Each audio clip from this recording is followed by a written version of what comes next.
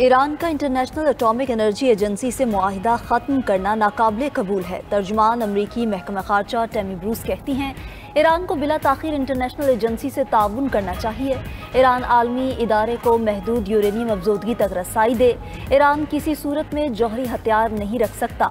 हालिया माह में मशरिक़ वस्ता की सूरत हाल में ड्रामाई तब्दीली आई।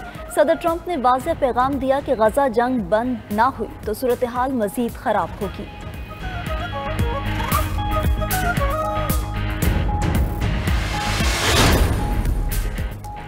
ईरानी सदर ने बैनुल अक़वामी एटमी तवानाई एजेंसी के साथ ताउन मुअत्तल करने के कानून की मंजूरी दे दी। गुज़श्ता हफ्ते ईरानी पार्लियामेंट ने IAEA से ताउन मुअत्तल करने का कानून मंजूर किया था। दूसरी जानिब ईरानी वज़ीर ख़ारजा अब्बास अराग़ची का इंटरव्यू के दौरान कहना था कि अमरीकी बमबारी से फर्दो जौहरी प्लांट को शदीद नुकसान पहुँचा, लेकिन ये नहीं जानते कि फर्दों में क्या हुआ। ईरानी जौहरी तवानाई तंजीम तशख़ीस और जायजा लेने के लिए काम में मसरूफ है। मुकम्मल तहकीक के बाद रिपोर्ट हुकूमत को पेश की जाएगी।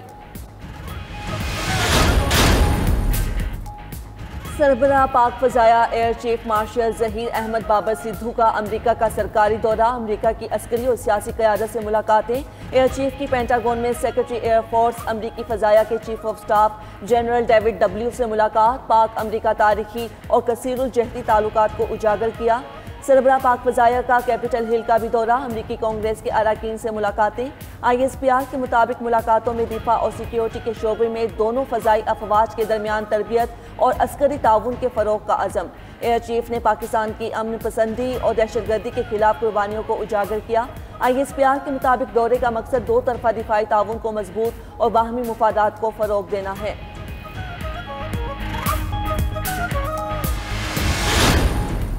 चैलेंज दे रहा हूं और पूरी कौम और पूरी दुनिया सुन ले, तुम्हारे में अगर जोर है कि अगर तुम लोगों ने सियासी तौर पर इमरान खान की अमानत मुझसे गिरवा ली या आपने इस हुकूमत को टबल करके दिखा दिया तो मैं सियासत छोड़ दूंगा। अब तकड़े हो जाओ। हमारे लोगों ने कुर्बानियां देके यहाँ तक पहुंचे हैं। टाइम टेस्टेड लोग हैं। ये न बिकने वाले हैं, न झुकने वाले हैं, न डरने वाले। चैलेंज है आपको, आपकी ताकत को चैलेंज है कि आप ये हुकूमत टबल करके दिखाओ, मैं सियासत छोड़ दूंगा। मेरी हुकूमत गिरा सकते हो तो गिरा कर दिखाओ। आईनी तरीके से हुकूमत गिरा दी तो सियासत छोड़ दूंगा।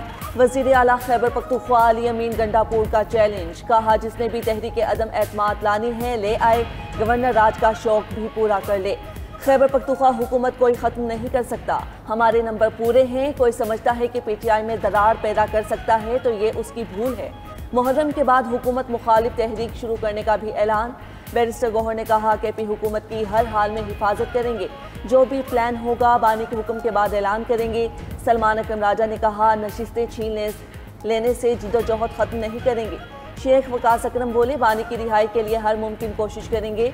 जुनैद अकबर ने कहा बानी जो हुक्म देंगे उस पर अमल होगा। खैबर पख्तूनख्वा हुकूमत को वफाक से कोई खतरा नहीं, इन लोगों को अपने आप से खतरा है। मुशीर वज़ीर आज़म राना सनाउल्लाह का अली अमीन के बयान पर रद्द-ए-अमल। कहा PTI का अली अमीन गंडा को फारिग करने का इरादा है तो ये इनका फैसला होगा। अगर उनका खुद असेंबली तहलील करने का इरादा है तो कर सकते हैं। वज़ीर मुमलिकत दाखिला तलाल चौधरी ने कहा कि तहरीक इंसाफ ने बार बार सियासी गलतियाँ की, पहले इस्तीफे दिए फिर असेंबलियाँ तोड़ी, अब अपनी नालायकी की वजह से मखसूस नशिस्तों से महरूम हुए। अली अमीन गंडापुर पहले भी इस्लामाबाद पर चढ़ाई की कोशिश कर चुके। आइंदा भी कोई रियासत पर हमला आवर हुआ तो जवाब पहले से भी सख्त होगा।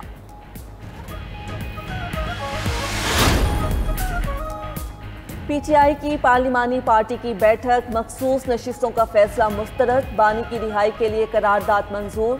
पार्टी के अंदरूनी इख्तिलाफात खुलकर सामने आ गए। रुकने कौमी असम्बली निसार जट की अली अमीन गंडापुर और दीगर क़यादत पर तनकीद। कहा जब बानी PTI ने मुलाकात का पैगाम दिया तो उस पर अमल क्यों ना किया गया। बजट मंजूरी से कबल बानी से मुशावरत की जाती तो बेहतर होता। अली मोहम्मद खान की सोशल मीडिया को महदूद करने की तजवीज़। इस्लामाबाद की बजाय मुल्क भर में एहतिजाज का भी मशवरा। जरताज गुल की मुज़ाकराती कमेटी तश्कील देने की तजवीज़। जुनैद अकबर तर्जुमान खैबर पख्तूनख्वा हुकूमत बैरिस्टर सैफ पर बरस पड़े। कहा बैरिस्टर सैफ उनके खिलाफ तो बोलते नहीं जिनके खिलाफ बोलना चाहिए। तहरीक इंसाफ मखसूस नशिस्तों से महरूम 74 नशिस्तें दीगर जमातों को मिल गईं। इलेक्शन कमीशन का सुप्रीम कोर्ट के 27 जून के फैसले पर अमल दरामद। इजाफी मखसूस नशिस्तों पर अरकान की रुकनियत बहाली का नोटिफिकेशन जारी। कौमी असम्बली की 19, खैबर पख्तूनख्वा असम्बली की 25, पंजाब असम्बली की 27 और सिंध असम्बली की 3 नशिस्तें शामिल। कौमी असम्बली में नून लीग की 13, पीपल्स पार्टी 4 और JUI के हिस्से में 2 नशिस्तें आई। मजमूई तौर पर नून लीग को 43, पीपल्स पार्टी 14 और JUI को 12 नशिस्तें मिल गईं। IPP, काफ लीग, ANP, MQM और PTIP की एक नशिस्त बहाल। इलेक्शन कमीशन ने 24 और 29 जुलाई 2024 के नोटिफिकेशंस वापस ले लिए। सुप्रीम कोर्ट के आईनी बेंच ने 76 मखसूस नशिस्तें PTI से लेकर दीगर 9 सियासी जमातों को देने का हुक्म दिया था। मखसूस नशिस्तों के फैसले के बाद खैबर पख्तूनख्वा असम्बली में नंबर गेम तब्दील। अपोजिशन के अरकान की तादाद 27 से बढ़कर 52 हो गई। मखसूस नशिस्तें मिलने के बाद JUI के 19 और नून लीग के 16 अरकान, PTI के मेंबरान की तादाद 93 है। 35 आज़ाद अरकान मौजूद। वज़ीर आला KP अली अमीन गंडापुर भी आज़ाद अरकान में शामिल। आज़ाद अरकान को अदम एतमाद की तहरीक में पार्टी के खिलाफ वोट देने पर नाअहल नहीं किया जा सकेगा।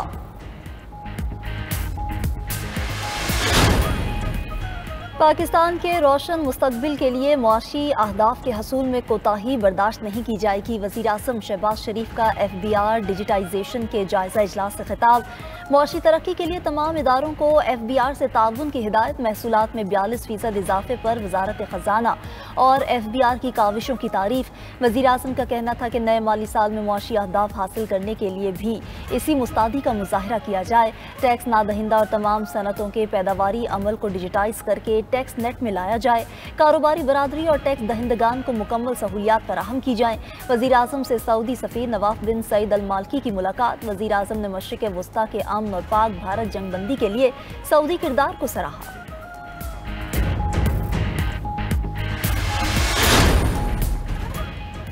मौलाना फजलुर रहमान को सिक्योरिटी खदशात। सरबराह JUI की रिहाइश गाहों पर इजाफी सिक्योरिटी तयनात। विफाकी हुकूमत ने सिक्योरिटी खदशात पर एक प्लाटून फ्रंटियर कांस्टेबलरी की तयनाती का नोटिफिकेशन जारी किया था। इजाफी सिक्योरिटी तयनात करने का फैसला मौलाना से वज़ीर आज़म की मुलाकात के बाद किया गया।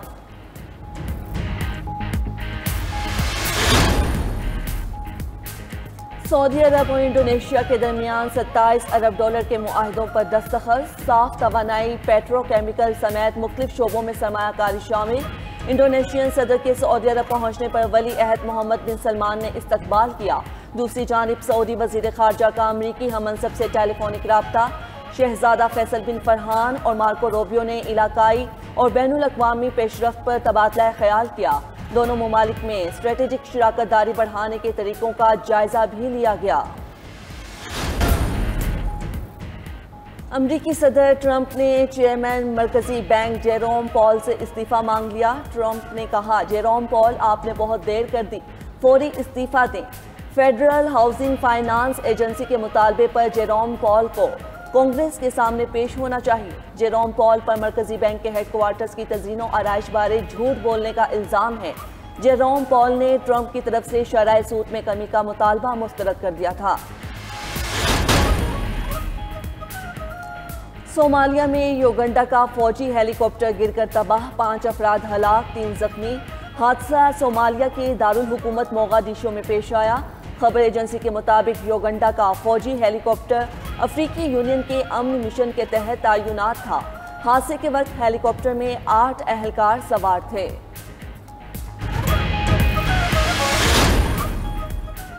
यूरोप शदीद गर्मी की लपेट में, हीट वेव से 8 अफराद हलाक। इटली में 4, स्पेन और फ्रांस में गर्मी ने 2 अफराद की जान ले ली। इटली ने गर्मी की शदीद लहर के बायस 18 शहरों के लिए रेड अलर्ट जारी कर दिया। स्विस पावर प्लांट में एक जौहरी रिएक्टर को बंद कर दिया गया।